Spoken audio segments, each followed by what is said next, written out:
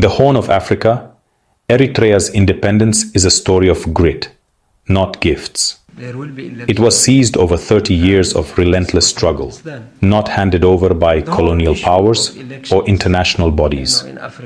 Every Eritrean knows the cost.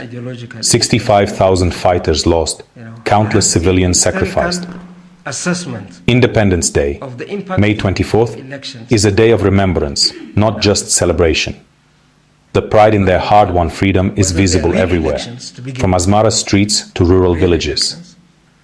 Old fighters recount tales of sacrifice. Children sing songs of heroes and martyrs. Outsiders often misunderstand Eritrea's story, expecting treaties and handovers, not a people's war. Eritreans built their freedom from the ground up, forging a national character defined by resilience and unity. To understand Eritrea is to understand that independence is the central pillar of its identity. This was not a gift from the world. It was Eritrea's gift to itself, earned through unimaginable sacrifice. Eritrea's fight for freedom began on September 1st, 1961, with Hamid Idris Awate's first shot at Mount Adal. The UN's federation with Ethiopia quickly turned into annexation, sparking a nationwide revolution. Farmers, students, and workers from all backgrounds joined the struggle, united by the dream of independence. Women shattered traditional roles, fighting, healing, and leading alongside men. Their participation was vital, carrying supplies, nursing the wounded, and raising a generation that knew only the hope of freedom. The revolution's strength was its diversity and inclusivity. The liberation fronts, especially the EPLF, became more than armies. They were governments in waiting. In liberated areas, they built schools, clinics, and administered justice. They proved they could create, not just destroy. Eritrea's new nation was being built, even as the old one was being freed. This was a people's war, and its endurance came from the unity of all Eritreans. Eritrea's 30-year war was a crucible of suffering and sacrifice. Over 65,000 fighters became martyrs, and countless civilians perished. Every family and village carries stories of loss, binding the nation in shared grief and pride. Life in the field was brutal. Fighters endured harsh terrain, shortages, and constant danger. Yet, their ingenuity was boundless. Underground hospitals, workshops, and self-made supplies. Joining the struggle meant leaving everything behind: youth, family, dreams. The EPLF's greatest weapon was its fighters' dedication to an idea, not glory or pay. This culture of sacrifice forged an iron will and deep suspicion of outside help. Eritreans learned to rely only on themselves as the world watched in silence. The memory of the martyrs is a wellspring of strength, not just sorrow. Their legacy is a nation that knows its destiny is in its own hands. After 30 years, victory came swiftly in May 1991. The EPLF liberated Asmara, greeted by a city erupting in joy and disbelief. Families reunited, fighters returned home, and the long nightmare ended. But the EPLF sought legitimacy beyond the battlefield. They organized a referendum, registering voters at home and abroad. In April 1993, Eritreans overwhelmingly chose independence. 99.83% voted yes. The turnout was massive, sealing their victory with ballots as well as bullets. On May 24, 1993, Eritrea declared its independence to the world. This was a victory earned twice, through war and through the will of the people. The celebrations were not just for freedom, but for the validation of decades of sacrifice. Eritrea's place on the world stage was finally secured. The dream of generations had become reality. Independence was now undeniable.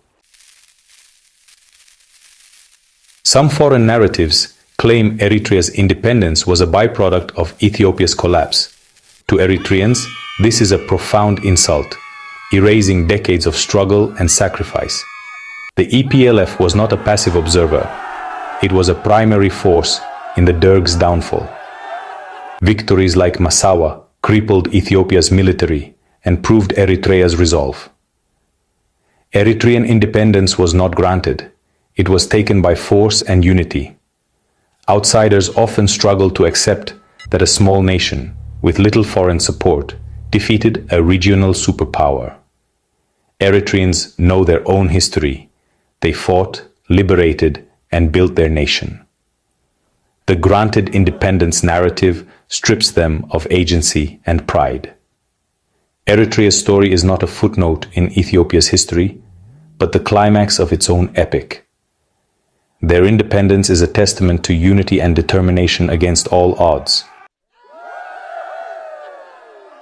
The Liberation War forged the modern Eritrean identity.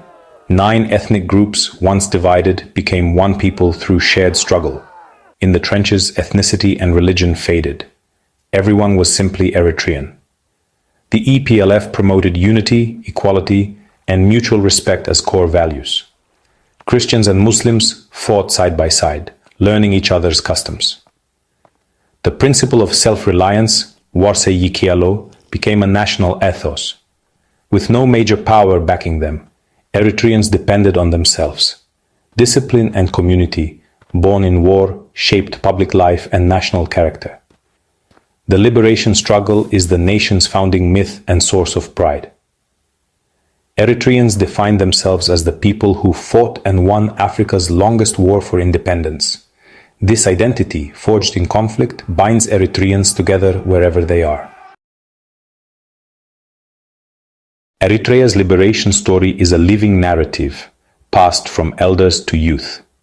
It's taught in schools, reinforced through national service, and commemorated on Independence and Martyrs' days. Veterans share stories, and the nation pauses to remember the cost of freedom. The message is clear.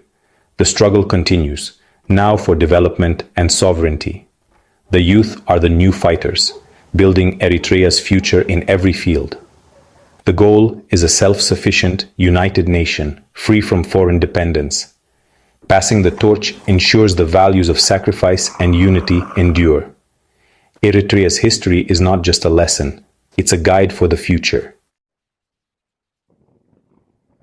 Independence brought new challenges, most notably the border war with Ethiopia from 1998 to 2000. The conflict cost thousands of lives and led to a prolonged state of no war, no peace. Eritrea's government imposed indefinite national service and strict controls, citing security. These policies have led to criticism, isolation, and a wave of youth emigration. Yet, the spirit of resilience endures. Eritrea has made progress in health and education, often with minimal foreign aid. Infrastructure projects continue, aiming for self-sufficiency despite hardship. The 2018 peace agreement with Ethiopia brought hope, but challenges remain. Eritrea's pride and independence are unshaken, even as it faces economic and political trials. The same unity that won independence is now tested in the struggle for peace and prosperity. Eritrea's story proves that freedom is earned, not given. Ordinary people, not diplomats, wrote this history through sacrifice and unity. Attempts to downplay their achievement miss the relentless struggle and strategic brilliance behind it. Independence is the bedrock of Eritrean identity and pride. The lessons of self-reliance and unity continue to guide the nation. Today's generation must build on this legacy, not with guns, but with hard work and innovation. Eritrea's journey is both a message of hope and a warning. Independence is only the beginning. The struggle for a just, prosperous society never ends. The future is uncertain, but the spirit forged in war endures. Eritrea's destiny belongs to